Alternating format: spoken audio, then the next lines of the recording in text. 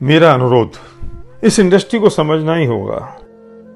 हर business का अपना एक बेसिक ढांचा होता है, एक डीएनए होता है, एक अलग जीन्स होते हैं, कुछ फंडामेंटल्स होते हैं जिससे अगर नहीं समझा तो आप इतनी बड़ी गलती कर सकते हैं जिसे संभवतः भगवान भी माफ ना करे। डायरेक्ट सेलिंग बिजनेस ना तो प्रोडक्ट्स का बिजनेस है, ना ही किसी सेल्स एंड मार्केटिंग प्लान का।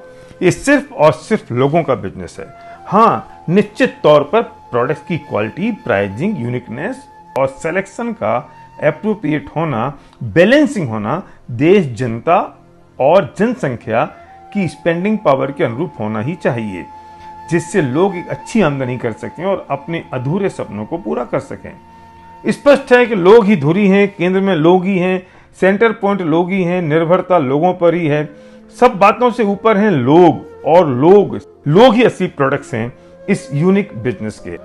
आप पूरी दुनिया में छान लीजिए, बिना किसी कंडीशन के एक आम आदमी की कीमत जितनी इस बिजनेस ने की है उतनी कहीं और नहीं हुई है।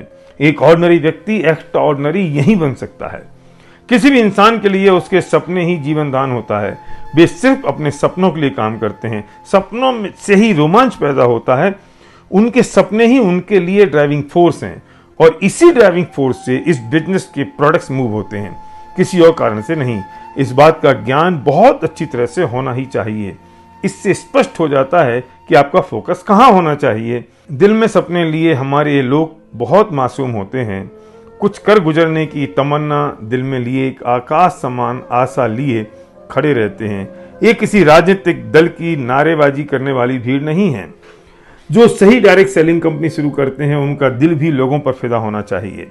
वे उन पर मर मिटें। उनके लिए दो प्रोडक्ट्स हैं, एक चेतन और एक अचेतन। चेतन प्रोडक्ट्स के कारण ही अचेतन प्रोडक्ट्स मूव होते हैं, इसलिए चेतन प्रोडक्ट्स उनके लिए सर्वोपरि होना ही चाहिए। यानी कि लोग, उनके लिए ईगो, स्वार्थ, बेईमानी, अपारदर्शिता का ना तो कोई स्थान है, ना ही इंटेंशन के अपवित्र होने की कोई गुंजाइश। उनके लिए ये कोई सामान्य ट्रेडिशनल बिजनेस नहीं होना चाहिए, क्योंकि ये लोगों के सपनों से जुड़ा मामला है, इसलिए ये दुनिया का सबसे अलग मॉडल है। ये लोगों की जिंदगियों का मामला है।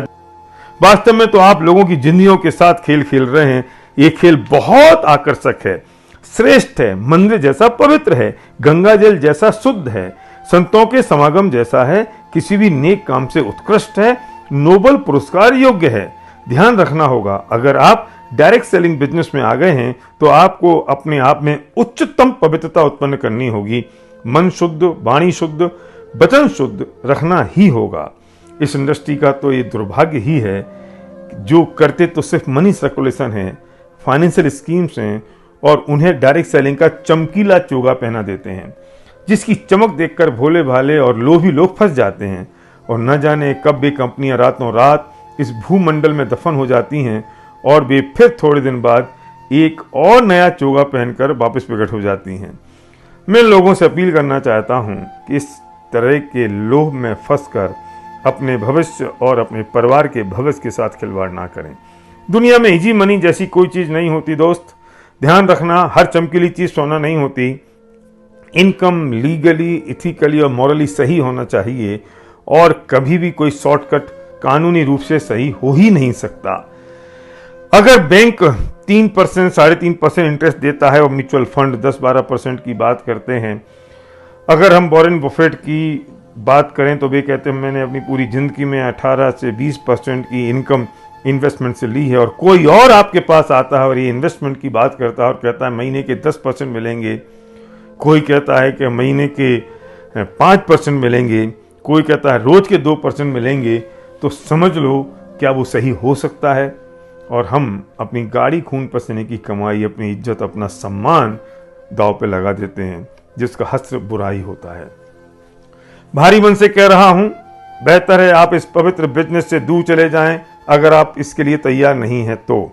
अगर आप स्वार्थी हैं, अपने स्वार्थ के लिए लोगों को बरगलाते हैं, अगर आपकी भावनाएं दुष्ट प्रकृति की हैं, अगर आप सच्चे हैं और आप 10 कदम देखने में भी असमर्थ हैं, तो आपको अपने साथ एक भी इंसान को साथ रखने का अधिकार नहीं है।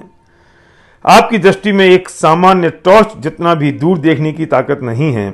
जब आपको पता नहीं है कि इस तूफानी सागर में आप कहां और कैसे पहुंचेंगे और आप चल दिए पूरा कुनबा लेकर, तो किनारे पर पहुंचना तो तुक्के की बात होगी, पर डूबना तो निश्चित है। भीड़ के आगे खड़े हो जाने से आप एक लीडर नहीं बन जाते। अगर आप एक भी व्यक्ति को अपने साथ ले आए हैं तो आपको बड़ी जिम्मेदारी महसूस करनी होगी, गंभीर जिम्मेदार बनना होगा। और अगर ये जिम्मेदारी आप महसूस नहीं करते हैं और ये बोझ आप उठाने में असमर्थ हैं, तो बेहतर है आप इस नेक काम से दूर चले जाएं। अब आप मुझसे जिम्मेदारी उठाने का मतलब और उसे निभाने की परिभाषा मत पूछना। इसे समझने में इन नादान तथाकथित लीडर्स को भी अभी एक जन्म और लगेगा। जीवन के किसी भी निर्णय के पीछे एक लंबी सर्वहिताय निस्वार्थ सोच, ना बदलने वाले सिद्धांत, कठोर मूल्य और पर्वत से भी अडिग ईमानदारी होनी चाहिए।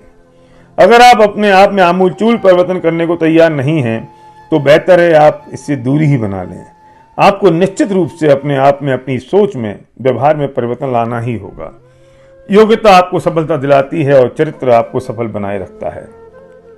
लीडरशिप ड्रिवन एजुकेशन सिस्टम इस बिजनेस में ऑक्सीजन की तरह होता है, जो दिखाई तो नहीं देता है, पर उसके बिना पल भर भी जीवन दूभर हो जाता है। ऑक्सीजन की कीमत तब पता चलती है जब वो मिलती नहीं है। हमारे लोग भी ये समझने में और निर्णय लेने में बहुत नादान होते हैं कि किसकी मीठी बातें पर कड़वी राह है, कि उलझाने वाली बातों में आना है और किसके साथ चलना है। ध्यान रखना, ये जिंदगी का खेल है और ये सिर्फ अपनी जिंदगी का खेल नहीं है दोस्त, हजारों लाखों की जिंदगियों का खेल है। और ये खेल बार बार खेलने को नहीं मिलता है। जिस नाव में हम बैठ रहे हैं जरा देख तो लो, उसमें कहीं छेद तो नहीं है। जिस गाड़ी में आप बैठ रहे हैं जरा देख तो लो, उसके इंजन की टेस्टिंग भी हुई है या नहीं। जिस रथ में आप बैठने जा रहे हैं जरा देख तो लो, उसका सारथी कौन है, कैसा है। मामला लाखों जिंदगियों का है जिनने आप पर अपने से भी ज्यादा भरोसा किया है। जरा अपनी गिरेबान में झांक कर देखना, कहीं हम अपनी असफलता का ठीकरा किसी और पर तो नहीं फोड़ रहे हैं और मासूम बनकर लोगों के सामने घड़ियाली आंसुओं के साथ बतिया रहे हैं। निश्चित तौर पर इसमें कुछ मछलियां तो फंसी जाती हैं और घड़ियाल का पेट भर जाता है, पर वे नादान मछलियां अपनी जान से चली जाती हैं, फिर उन्हें पूछने वाला कोई नहीं बचता है। याद रखना दोस्त, कठिन चीजों को आसान और सरल बताकर निगल लेना दुनिया की पुरानी फितरत है। दुर्भाग्य है कि कमजोर व्यक्ति ना तो अपने को कमजोर समझता है और ना बेईमान अपने आप को बेईमान समझता है, ना बदमाश अपने आप को बदमाश समझता है, ना स्वार्थी अपने आप को स्वार्थी और ना मूर्ख अपने आप को मूर्ख समझता है। सब अपने आप को अच्छा, समझदार और सही ही समझते हैं और उसी के अनुसार अपने फेवर में तर्क ढूंढ लेते हैं, जिसे हम अपना अपना विनिंग फॉर्मूला कहते हैं। और उसी अपनी बनी बनाई खोल में वो लोग जीते रहते हैं। रावण ने सीता का अपहरण किया तो वो उसे भी सही ही साबित करता रहा और दुर्योधन द्रौपदी के चीरहरण को। ये तो राम ने और श्री कृष्ण ने साबित किया कि सही क्या था और गलत क्या। इसके सही गलत का निर्णय तो वक्त ही बताता है और जब पता चलता है तब तक हाथ कुछ नहीं रहता है। ध्यान रखना, जिंदगी बहुत बड़ी नहीं होती है। अपने आप को धोखा मत देना भाई। जितने लोग इस खेल के मैदान में हैं उन्हें समझ लेना चाहिए, निश्चित रूप से ये खेल, जो लोग इसके फंडामेंटल रूल्स के साथ काम करते हैं उनकी जिंदगियों में आमूलचूल परिवर्तन कर देता है। जो लोग कुछ नहीं करते हैं वे बिल्कुल वैसे ही रहते हैं जैसे थे। ना तो कुछ बिगड़ना है ना कुछ सुधरना है। जब कुछ किया ही नहीं तो कुछ होना भी नहीं है। जो लोग इसके फंडामेंटल रूल्स को जानबूझकर या अनजाने में नहीं समझते हैं या समझने का लोगों के सामने नाटक करते हैं, उन्हें खत्म होते हुए भी इन्हीं आंखों ने बड़ी करीबी से देखा है और फिर वे कहीं के नहीं रहते हैं। अपने आप से वादा करना होगा हम अपने और अपनों के सपनों के लिए पवित्र मन से समर्पित हैं।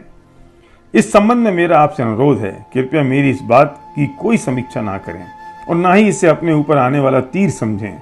और अगर आप ऐसा करते हैं तो इसका मतलब होगा कि कहीं घाव है तो टिंचर लगने से चिनमिना रहा है। अगर ऐसा होता है तो आपको इस लेख को और एक बार पढ़ना होगा, सुनना होगा और मलहम लगानी होगी। किसी शायर ने कहा है, मगन था मैं सब्जी में नुक्स निकालने में और कोई खुदा से सूखी रोटी का शुक्र मना रहा था।